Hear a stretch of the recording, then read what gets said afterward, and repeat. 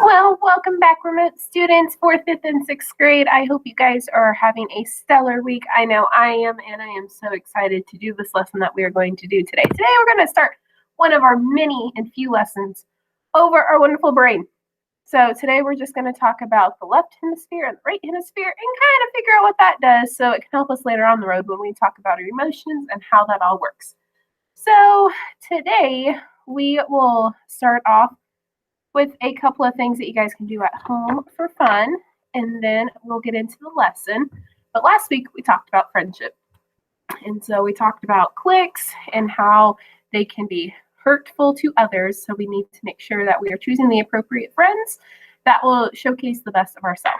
So with this being said, last week I had our on-campus students, 2nd and 3rd grade, draw these really cute pictures of what friendship looks like to them. And these are absolutely just adorable. I mean, I have almost 100 of them, and I can just keep going. But anyway, what we're doing for I'll go 3rd, 4th, 5th, and 6th, is a little scavenger hunt around the school. But since you guys are remote, we'll do something a little bit easier. You guys will get to choose what you guys want to do, and then you guys can go. So I'm going to share my screen real fast with y'all, and we'll get started on this wonderful day. Alrighty.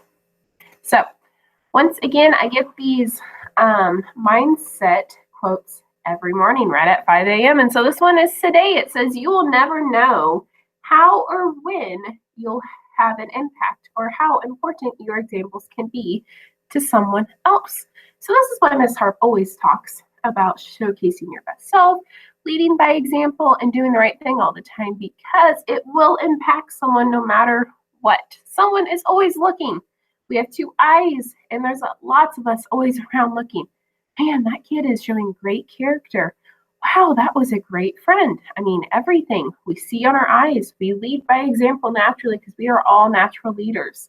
So, with these cards on the back, I put out little fun things that you guys can do. So in the school, I will hide these around in the school, but at home, this is where you guys get the easy part. And you can just choose which one you would like to do. So we have something called Vacation Day and then Out of This World. There are about 5 different categories I come, and they're all really fun. So what you are going to do is you're going to choose a family member. You can choose a family member that has a different hair color. If everyone has the same hair color, just choose someone. Or you can choose a friend that's got different eye color. Same thing once again, if your family members all have the exact same eye color, that is fine. Choose someone. So vacation day, take a picture with you and your family member of what it would look like if you're on vacation right now. So you'll just pose with your family member, take a picture, and you will email it to me. On Out of This World, choose a family member with different eye color. Take a picture with this family member with a star. Now, this can be an actual handmade star that you draw out and cut out, or you can get really creative, and then you can do someone who you really admire. Like, for instance, your awesome teacher. But it's completely up to you guys. Do whatever floats your boat. So once again, if you want to choose that one, send it right on over to me. Okay, we also have a really fun one called the Kung Fu Battle. So choose one of your family members who love to smile the most. Take a picture with you and that family member in a funky Kung Fu pose. Email it to Miss Harp. Fun night out. Hunt. Choose a family member that has got a same size shoe as you. Now, this may be different or a little bit harder if you have younger and older siblings. So just choose someone once again. Take a picture with your family member posing as a statue or a mannequin in the store window. Acting like you're modeling for a second. Take that picture and send it on over to me. Now, here's our last bit of the category for today. So we also have City Slicker. This is where you guys get the advantage on this one if you want to choose, since you guys are still at home. So find a family member that is shorter than you. If not, choose a family member. Take a picture with that family member of something that you might see in the city, for example. You can actually go out at home and take a picture somewhere in wonderful Salina, Kansas, or Gibson, Kansas, or Sarah, wherever you live. take a picture of it and send it on over. If you are still at home for safety precautions, go ahead, act out what you might see. You might see a bus driver, or you might see a construction worker, or a garbage man, a plumber, you never know. Whatever you guys come up, send it on over to me. And the last but not least is nature of beauty. Get outside and explore. So choose a family member. If you have a family member who writes with the opposite hand, like Miss Harp writes with her left hand, and all my family writes with the right hand. So I get to choose one of my 5 family members, for instance, on this one. But take a picture with you and your family member posing by a nature item or acting like a nature item. And so some of you guys might be thinking, how do we act like a nature item? Well, let's see. You can act like a plant, or you can act like a butterfly or a bird or whatever it may be. Be a squirrel. You never know.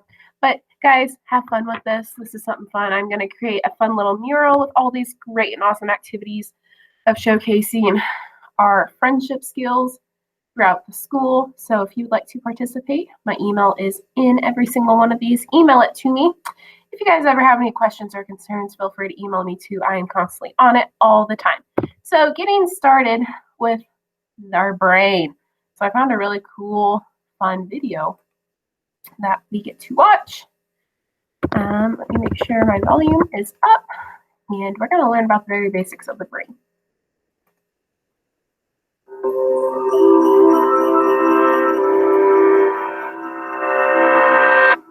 Behold the human brain, its lumpy landscape visibly split into a left and right side.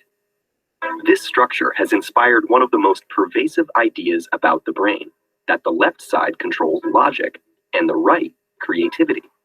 And yet, this is a myth, unsupported by scientific evidence.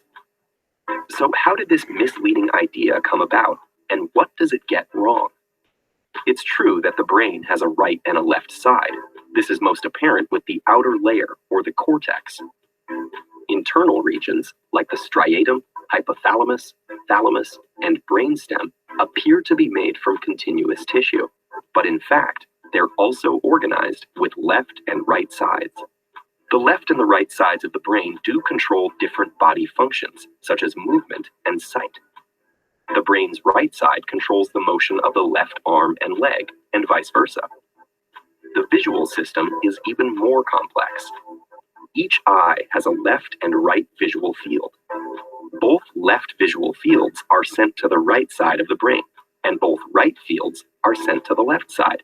So the brain uses both sides to make a complete image of the world. Scientists don't know for sure why we have that crossing over.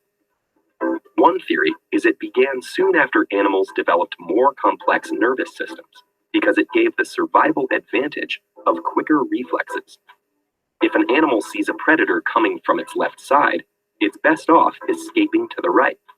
So we can say that vision and movement control are 2 systems that rely on this left-right structure. But problems arise when we overextend that idea to logic and creativity. This misconception began in the mid-1800s when 2 neurologists, Broca and Wernicke, examined patients who had problems communicating due to injuries. The researchers found damage to the patient's left temporal lobes, so they suggested that language is controlled by the left side of the brain. That captured the popular imagination. Author Robert Louis Stevenson then introduced the idea of a logical left hemisphere competing with an emotional right hemisphere, represented by his characters, Dr. Jekyll and Mr. Hyde. But this idea didn't hold up when doctors and scientists examined patients who were missing a hemisphere or had their 2 hemispheres separated. These patients showed a complete range of behaviors, both logical and creative. Later research showed that one side of the brain is more active than the other for some functions. Language is more localized to the left and attention to the right. So one side of the brain may do more work, but this varies by system rather than by person. There isn't any evidence to suggest that individuals have dominant sides of the brain, or to support the idea of a left-right split between logic and creativity. Some people may be particularly logical or creative, but that has nothing to do with the size of their brains. And even the idea of logic and creativity being at odds with each other doesn't hold up well. Solving complex math problems requires inspired creativity, and many vibrant works of art have intricate logical frameworks. Almost every feat of creativity and logic carries the mark of the whole brain functioning as one.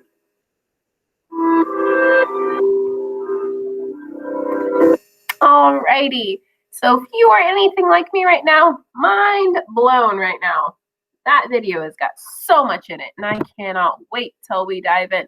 So once again, like the video has said, there are two sides to your brain. You have the left hemisphere, and you also have the right hemisphere. And they are both equally well developed, and they do so many wonderful things for us that we don't even know we're doing. So your left side surprisingly controls your right and left leg. So it's like opposite. It's really weird. It crosses over. It's like making a big X. So your left side is controlling your right side of the body, and then your right side is controlling your left side of the body. So it is really cool. I mean, when we start thinking about all this stuff, it is awesome. So remember the theory last year that we all talked about how left side's logic, right side's creativity? In a sense, those are true, but it is not based off like I'm right side of the brain heavy or I'm left side. We both have creativity and logic in us. Just some of us might thrive in those subjects a little bit more. It doesn't mean that we're more dominant on that side of the brain, but we both have both. So, for instance, your left side of the brain controls your language. Every second we talk, our left side of the brain is constantly working.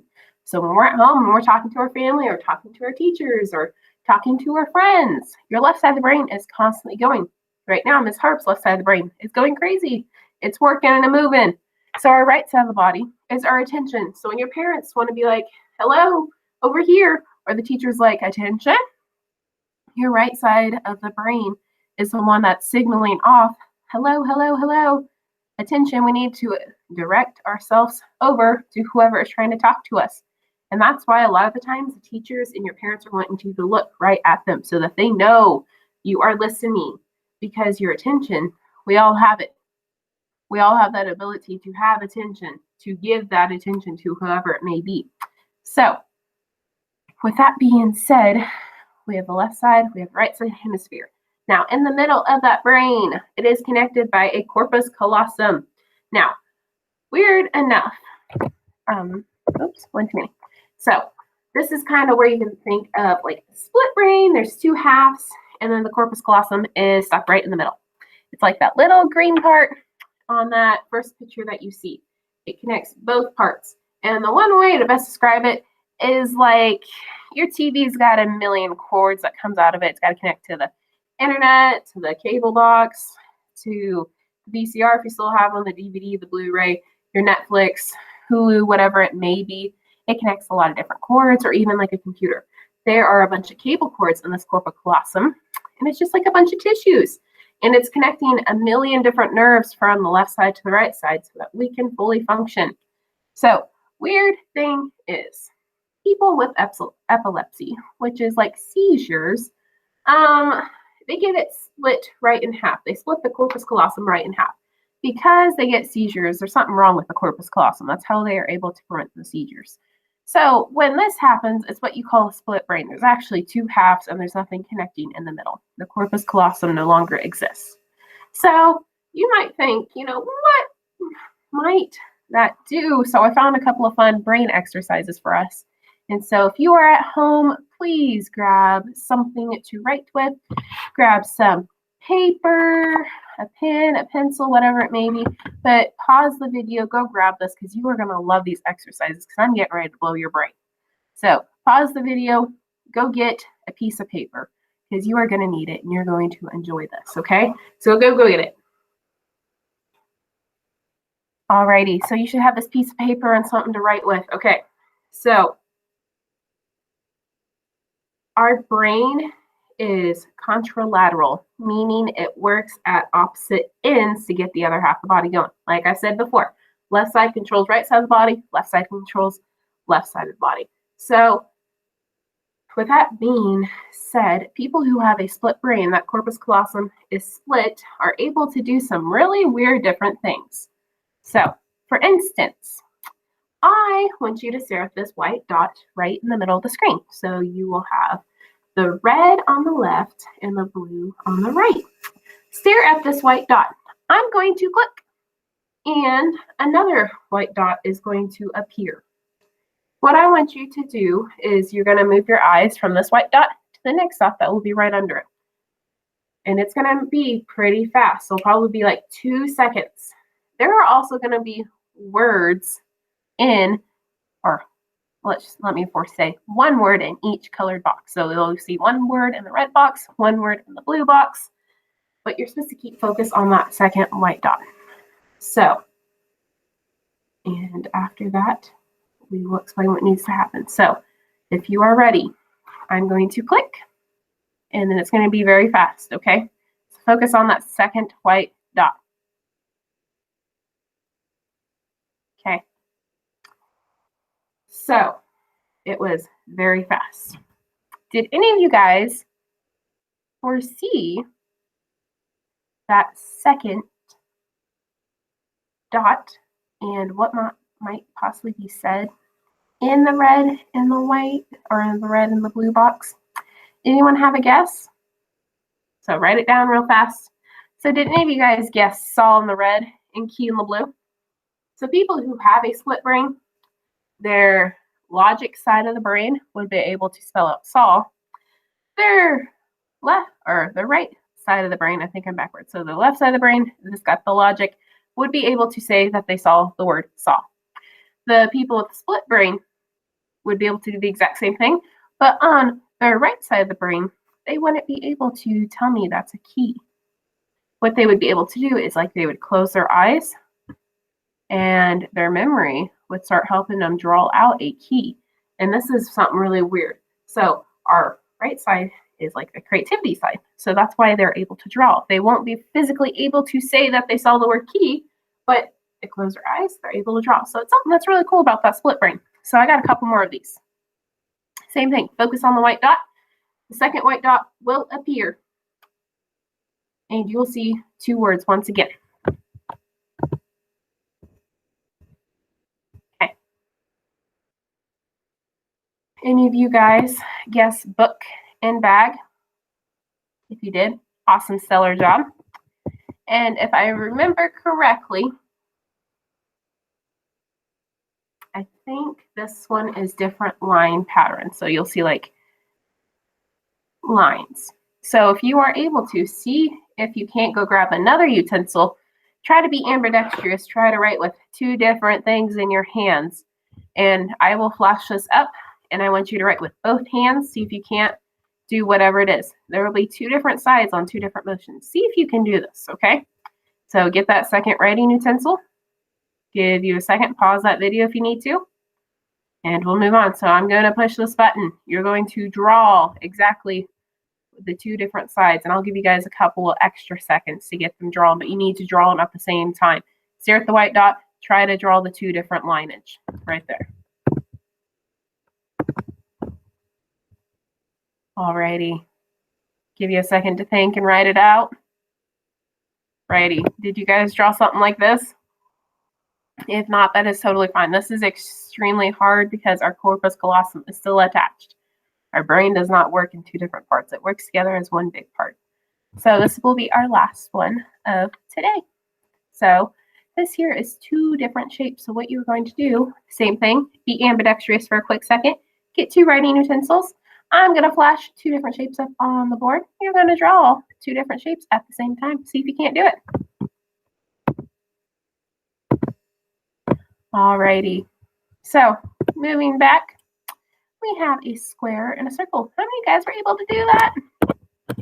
Alrighty, so I hope you guys learned something from this awesome lesson. This is the beginning of our wonderful learning experience of our brain. So once again, if you would like to participate in our friendship scavenger hunt, email me pictures of whatever category you choose, and I'm so happy and ecstatic to see you guys doing so well in remote learning. Be awesome, kids. You know, Miss Hart loves you all. I'm so very proud of you. So hearts for you all because I can't hug you. But keep up the great work, and we'll see you next week. Bye.